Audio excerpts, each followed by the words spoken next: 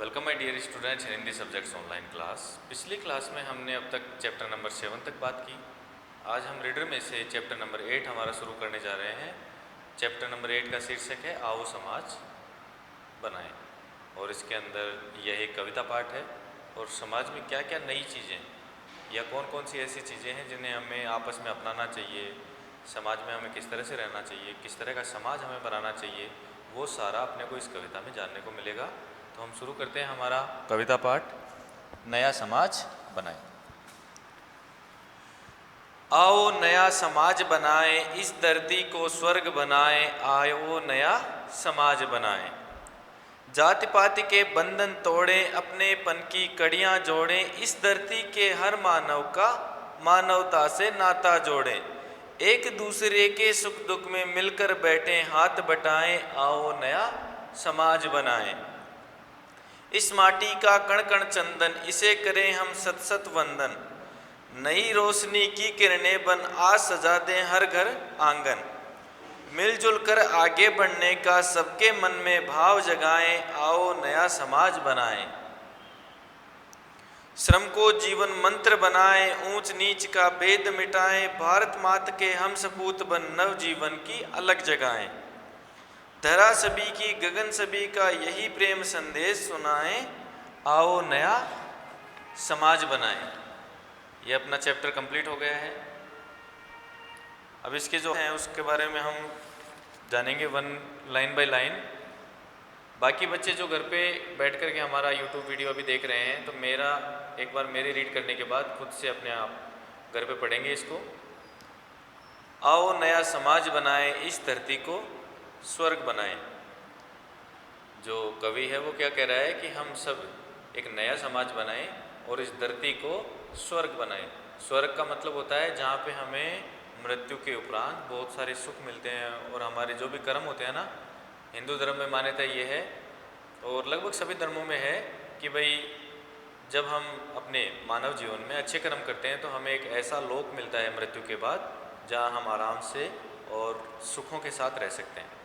तो स्वर्ग बनाने का मतलब कि हम धरती को ऐसा बना दें कि हर चीज़ में, हर एक रिश्ते में एक अच्छा एहसास हो, लोग मिलजुल करके रहें और प्रेम से सब आनंद के साथ रहें।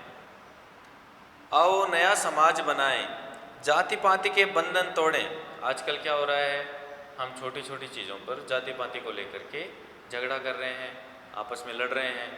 तो हम कवि कह रहा है कि जाति पाति को लेकर के भाई आप हिंदू, आप मुसलमान, आप ईसाई, आप जाट, आप ब्राह्मण, आप बनिया, इस तरह से हम आपस में समाज को जाति के आधार पर बांट रहे हैं। तो हमें ऐसा नहीं करना है, एक ऐसा समाज बनाना है जो जाति के आधार पर बटा हुआ नहीं है, सब मिलकर के साथ रहते हैं।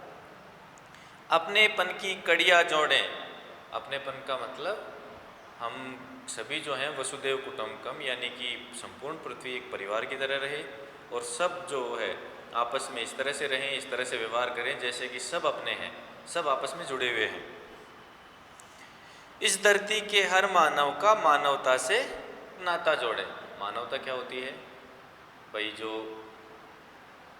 किसी भी मनुष्य में अन्य मनुष्यों के प्रति, अन्य जीवों के प्रति, जानवरों के प्रति एक दया का भाव हमेशा मनुष्य के मन में रहना चाहिए। उसके प्रति एक अच्छा सम्मान का भाव, उसकी रक्षा करने का, यानी कि अपने अलावा किसी और को सहयोग की अगर आवश्यकता पड़ती है और हम कर रहे हैं तो हमारे में मानवता का विकास हुआ है। हम किसी की मदद कर रहे हैं, हम किसी के साथ मिलजुल करके रह रहे हैं। तो कवि कह रहा है कि हम हर एक मानव में इस तरह के गुण विकसित करें कि वो आपस में मिल करके रहे, एक दूसरे की सहायता करे और जब भी जरूरत पड़े तो मदद करते हुए उस काम को पूर्ण करने में सहयोग करे। एक दूसरे के सुख दुख में मिलकर बैठे, हाथ बटाएं। जब भी किसी को, एक दूसरे को आपस में दुख हो तो हम मिलकर के साथ में बैठें और एक दूसरे का हाथ बटाएं, यानी कि एक दूसरे का सहयोग करें। हाथ बटाने का मतलब होता है कि सहयोग करके, जैसे मान लीजिए किसी एक को काम है तो बहुत भारी काम है, किसी एक से थोड़े समय में नहीं हो सकता या अच्छे से नहीं हो सकता, तो मिलकर हाथ बटाए का मतलब हम भी उसका सहयोग करें। इसी तरह से मान लीजिए किसी एक को अपने जीवन में दुख होता है तो हम उसके दुख को अपने में बांटें, उसके सुख को भी बांटें, ताकि उसका दुख भी कम हो और खुशियाँ सब में बट जाएं। तो इस तरह का हम एक समाज बनाएं। आओ नया समाज बनाएं। हम एक इस तरह का समाज बनाएं कि जिसमें हर एक व्यक्ति आपस में एक दूसरे का दुख बांटता हो, आवश्यकता पड़ने पर एक दूसरे की मदद करता हो, और हर एक काम में जब भी आवश्यकता पड़े, जब भी ज़रूरत पड़े, तो हर एक काम में एक दूसरे का सहयोग करता हो। तो हम इस तरह का एक समाज बनाएं। इस माटी का कण कण चंदन, इसे करें हम सत सत वंदन।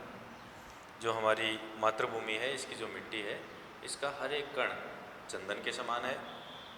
इसे करें हम सत सत वंदन। हम इसको शीश नवा करके सैकड़ों बार वंदना करें, इसका नमन करें, इसकी पूजा करें। नई रोशनी की किरणें बन, आज सजा दें हर घर आंगन। नई रोशनी का मतलब है हम बदलाव करें खुद में भी और समाज में भी। नई रोशनी यानी कि एक अलग तरह का मनुष्य, एक अलग तरह का समाज, एक अलग तरह की विचारधारा, वो हम बन करके और अपने आसपास में और अपने समाज में आपसी सहयोग के साथ, प्रेम के साथ सुख दुख बांटते हुए रहें। आज सजा दें हर घर आंगन। सजाने का मतलब हम इस तरह से रहें कि हर एक आंगन में, हर एक घर में खुशियाँ आएँ। हमारी वजह से किसी को हंसने का मौका मिले, किसी के दुख कम हो, तो हमें इस तरह का समाज बनाना चाहिए। मिलजुल कर आगे बढ़ने का सबके मन में भाव जगाएं। मिलजुल करके यानी कि एक साथ सब, गरीब को, कमज़ोर को, उसको भी साथ लेकर के चलने का, असहाय दिव्यांग व्यक्ति को अपने साथ लेकर के चलने का, यानी जो भी हमारे से कमज़ोर है, चाहे वो धन के मामले में कमज़ोर है, चाहे तन के मामले में कमज़ोर है, तो हम उसको साथ लेकर के चलें। इस तरह का समाज बनाएं कि सब समाज में रहने वाला हर एक व्यक्ति, हर एक मानव साथ में चल सके। मिलजुल कर आगे बढ़ने का सबके मन में इस तरह का भाव जगाएं कि सब मिलजुल करके आगे बढ़ेंगे।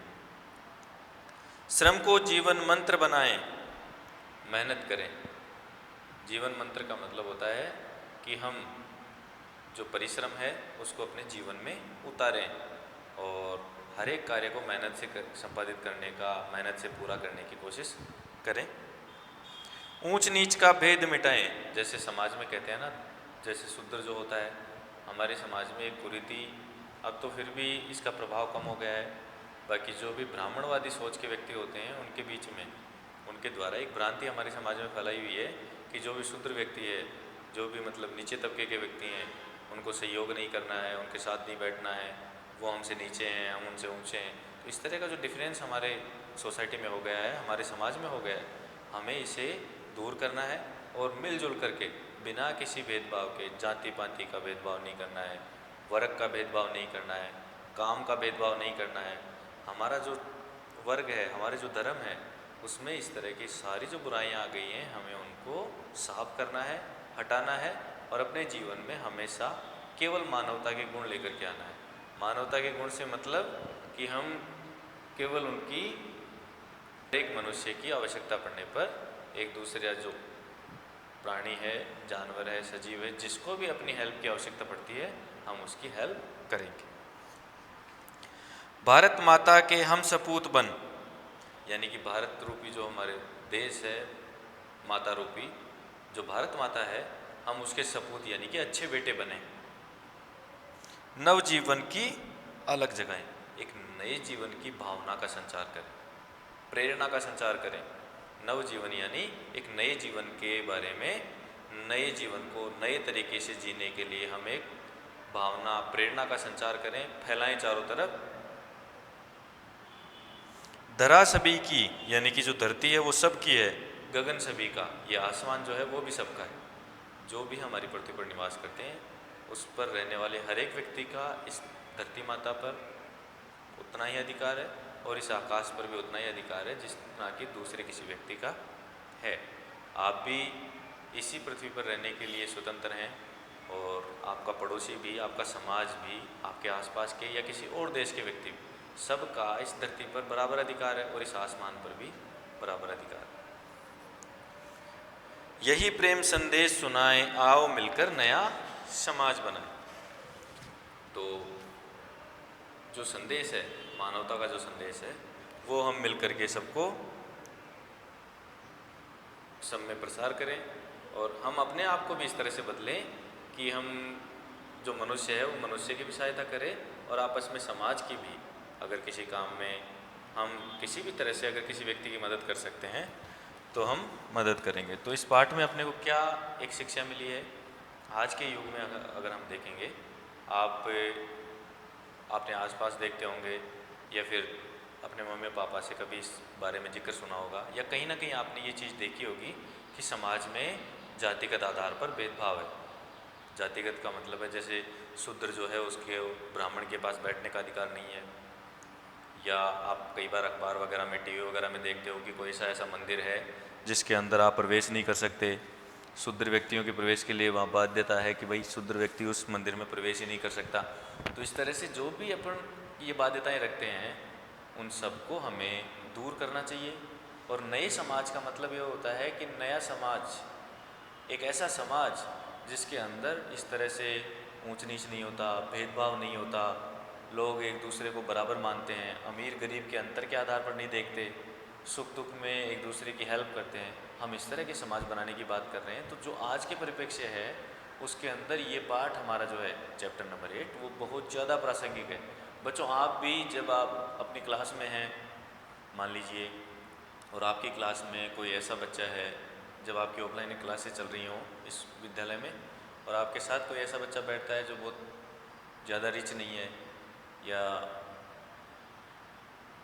किसी चीज़ को लेकर के दुखी है या फिर किसी शेड्यूल कास्ट से है, मतलब शूद्र वर्ग से बिलोंग करता है, तो आप भी उसके साथ अच्छे से व्यवहार करेंगे। अपने सीखने की बात बता रहा हूँ मैं इस पाठ से। उसके साथ आप अच्छे से व्यवहार करेंगे, उसके साथ बैठेंगे और उसी तरह से रहेंगे जिस तरह से आप बाकी बच्चों के साथ में रहते हैं। ये हमारे सीखने का सबसे पहला बिंदु है। समाज में जाति के आधार पर भेदभाव को हमें अपने अंदर नहीं आने देना है। कोई भी, अगर आपके माता पिता भी इस मामले में आपसे कहते हैं कि नहीं बेटा उनसे दूर रहो, उनके साथ भेदभाव करो, तो आपको ये चीज़ें नहीं माननी है बेटा, क्योंकि आपको अपने समाज में, अपने आसपास परिवेश में बहुत सी चीज़ों में बदलाव करना है।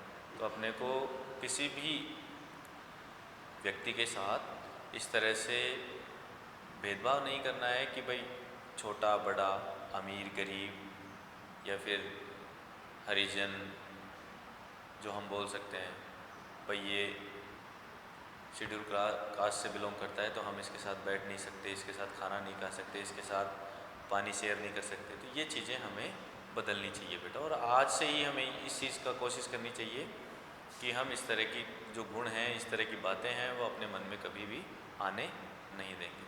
तो अपना चैप्टर जो नंबर 8 है आज कंप्लीट हुआ। इससे संबंधित क्वेश्चन आंसर हम अगली क्लास में करेंगे।